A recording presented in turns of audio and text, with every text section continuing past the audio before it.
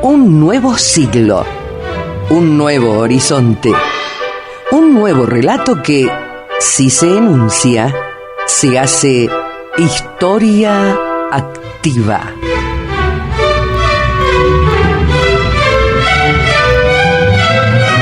Muy buenas tardes, nuevamente junto a ustedes desde el 960 AM de Radio Nacional, Historia Activa, un programa hecho por historiadores con mucho cariño para usted, integrado por Rosa Grintal en la producción general, en la investigación bibliográfica Clara María Vargas, en la dirección general José Luis Giorlando y quien les habla, Alejandro Cruz.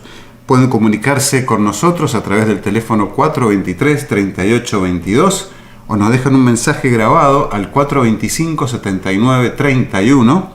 También, si lo desean, nos pueden dejar un mensaje de texto al celular de Radio Nacional, cuyo número es 156-515-522. También nos escriben a historia-activa@yahoo.com.ar, donde Rosa Grintal se pone al día con ustedes. También nos leen en www.netlog.com/historiaactiva. También nos pueden escuchar online a través de la web de Radio Nacional, que es www.radionacional.com.ar, emisoras LRA6, Radio Nacional Mendoza. Y también pueden solicitar amistad y ser parte de nuestros amigos en la página que hemos suscrito en Facebook, donde ya somos 98, si no me equivoco. Los vamos a recibir con los brazos abiertos, y desde ya muchas gracias a todos aquellos que día a día nos siguen, comentan, participan, contribuyen, sugieren. Muchas gracias por ser tan activos con Historia Activa, justamente relatando historia e historias. Muy bien, ayer terminamos de hablar de Josefón, o Facón Grande, el héroe obrero de la Patagonia, que fuera fusilado por las tropas de Varela en el año 1921, en el lejano sur argentino, en ese conflicto tan polémico, tan intrincado de investigar, que sacó a la luz hace años ya Osvaldo Bayer con suma honestidad profesional e histórica. Nos sugirieron ayer un tema que se nos estaba quedando en el tintero, en esta saga de bandoleros rurales o bandidos rurales o héroes del pueblo, por decirlo así, de alguna manera. Y estamos terminando esta saga con Juan Moreira.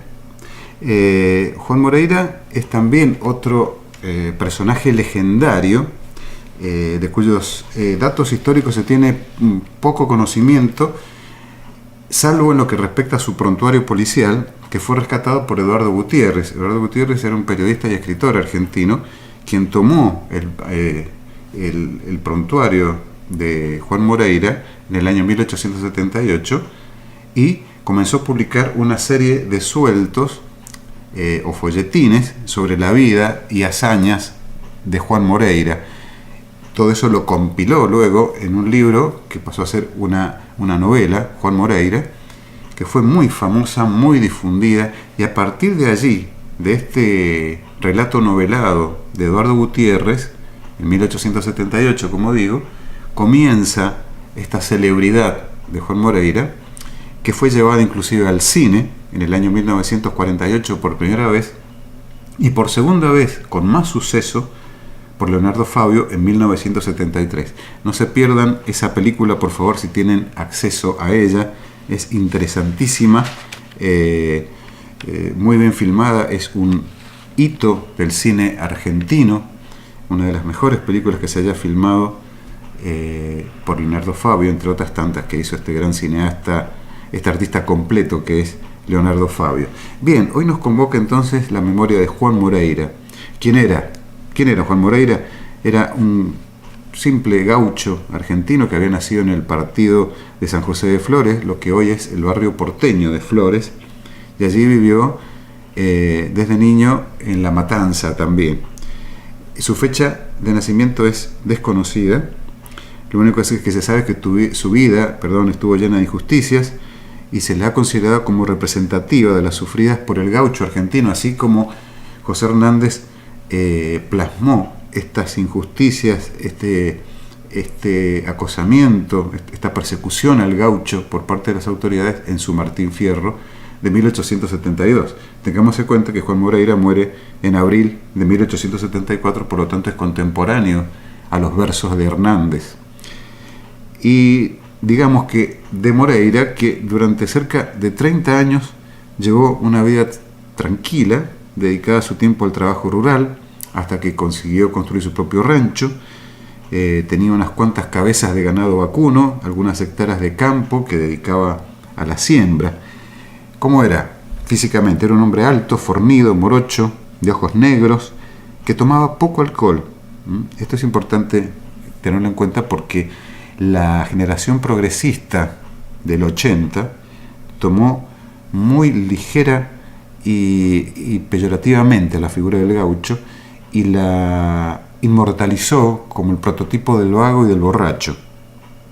Esto es lo que pensaba la generación del 80, por ejemplo, Miguel Cané, por citar a uno de los más representativos escritores de esta generación, que fue contemporánea de la ascensión al poder de Julio Argentino Roca, con todo lo que ello implicó como transformación para el país. Y sin embargo ya algunos presidentes como Mitre y Sarmiento directamente consideraban un animal al gaucho. Eso está documentado en las cartas de Mitre y en las cartas de Sarmiento, no es un invento nuestro ni una postura ideológica que se nos ocurra. Bien, como decimos, no tomaba alcohol Juan Moreira y no frecuentaba las pulperías tampoco. Tenía buenos modales, era habilidoso con la guitarra, motivo por el cual era bien visto por una mujer a quien llamaban la Vicenta, de quien se enamoró y con quien se casó, contando con pleno consentimiento del padre de Vicenta, que era un hombre muy respetado en la zona. Pero el casamiento de Vicenta, con Vicenta, mejor dicho, sería el inicio de todos sus problemas, ya que el teniente alcalde de la zona, conocido como Don Francisco, no tenemos más datos, también estaba enamorado de ella y empezó a perseguirlo acusándolo de hechos injustificables. La primera multa que recibió de Don Francisco fue por la fiesta de la noche de bodas, nada menos, que se realizó sin la autorización del teniente alcalde, por lo cual Moreira tuvo que pagar 500 pesos.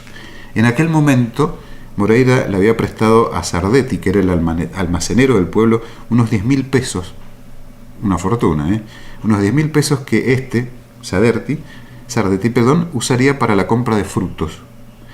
Sardetti no devolvía lo prestado, por lo que Moreira, sin documentación que lo avalara, presentó la denuncia justamente ante el teniente alcalde, que era su enemigo.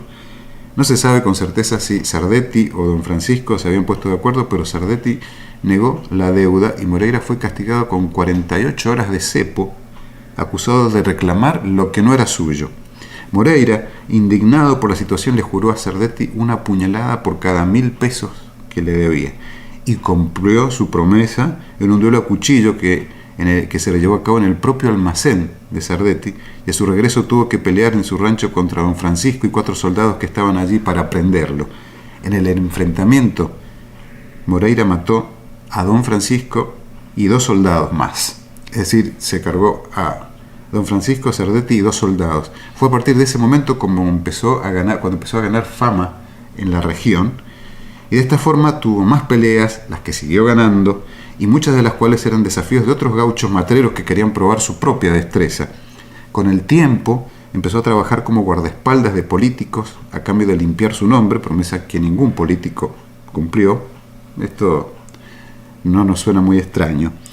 Y fue guardaespaldas, por ejemplo, de don Adolfo Alsina, que fue vicepresidente de la Nación junto con Sarmiento, quien se dice le dispensó bastante buen trato. Para graficar esto, también hoy tenemos música gracias a la pericia de nuestra amiga María del Carmen Jurisic, así que vamos a escuchar un fragmento de este tema musical.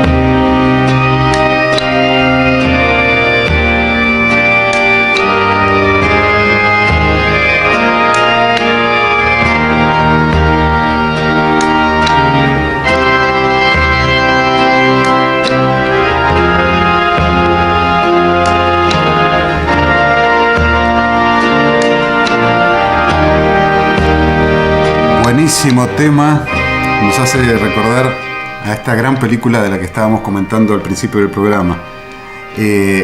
Historia Activa siempre les recomienda estas películas que lamentablemente no están en el mercado, por decirlo así, no los venden ni siquiera en DVD truchos, pero hay que conseguirlas como sea, porque son películas que no se pueden perder, son patrimonio ya del ser nacional, como este Juan Moreira, y como les hablamos el otro día, La Patagonia Rebelde también. Bueno, ¿qué pasó con Juan Moreira? En abril de 1874, el juez de paz de Lobos, Casimiro Villamayor, por orden de Mariano Costa, que era el gobernador de la provincia de Buenos Aires, envía a 25 hombres que al mando del comandante Bosch, perteneciente a la policía de Buenos Aires, lo rodean en el almacén y pulpería La Estrella, ubicado en lo que hoy es el Sanatorio Lobos, en la intersección de las calles Chacabuco y Cardoner. Juan Moreira peleó con todas sus fuerzas, pero justo cuando estaba a punto de saltar la pared que se interponía entre los policías y su caballo, fue herido por la bayoneta del sargento Chirino, quien le perforó el pulmón izquierdo. Sin embargo, Moreira alcanzó a disparar su trabuco hiriendo en el rostro a Chirino, que como consecuencia de ello perdió un ojo. Moreira cayó, pero logró levantarse y herir a Eulogio Varela, muriendo casi enseguida después de 2 vómitos de sangre, convirtiéndose de ese modo en una leyenda y uno de los personajes populares más conocidos de la historia popular argentina. Moreira dejó un hijo de igual nombre y a su amada mujer. Sus restos mortales se encuentran en el cementerio de Lobos. Sin embargo, se pueden apreciar algunos efectos personales, como dagas, y también está su cráneo en el Museo Juan Domingo Perón, sito en la ciudad de Lobos. Su padre fue el feroz mazorquero José Custodio Moreira, un español que también integró el Cuerpo de Serenos, conocido por su crueldad y falta de piedad. Convertido en un estorbo por sus abusos y crímenes, el mismo Rosas le entregó un día un sobre cerrado con la orden de que le fuera entregado al oficial Antonino Reyes, comandante de los cuarteles de Santos Lugares, el temido cuartel de Santos Lugares. El sobre contenía la orden de justiciar inmediatamente al portador, disposición que cumplió Antonino Reyes en el acto, matando al padre de Moreira. De la madre de Juan Moreira, doña Ventura, poco es lo que se sabe, salvo que intentó criar a su hijo lo mejor que pudo. Y lo cierto es que Moreira no fue, digamos, un gaucho matrero, ni siquiera se adaptó al estereotipo de gaucho que algunos intelectuales de la inteligencia, diría Arturo Jaureche, quisieron presentar como gaucho, como un hombre vago, borracho, pendenciero, mujeriego, frecuentador de lupanares, ladrón de hacienda, etc. Es más, Moreira tenía su propia hacienda, sus propias cabezas de ganado, su tierra para sembrar y su cuenta corriente en el banco en aquel entonces, sino que fue perseguido nada más ni nada menos que por una cuestión de amor, por una mujer. Allí empezaron sus desgracias, hasta que la vida lo fue acorralando hasta abril de 1874 en Lobos, donde cae muerto, no sin antes herir muy mal a su matador, al sargento Chirino, que ha quedado como una figura emblemática de la cobardía. Cuando se producía algún levantamiento del ejército infructuoso, se decía que había sido una simple y pobre chirinada. Así quedaron las cosas. Bueno, hemos llegado al final de nuestro programa. Vamos a entregar como corresponde en tiempo y forma, como dice mi amigo José Luis Orlando. Los esperamos mañana con un programa especial por el Día del Libertador San Martín. Por favor, no se lo pierdan. Van a haber invitados muy especiales y lo vamos a compartir con ustedes, como siempre lo hacemos todos los días desde aquí, de los estudios de Radio Nacional. Los invitamos a continuar con la programación de Radio Nacional. Gracias, María del Carmen. Hasta mañana. ¡Acá está Juan Moreira, mierda!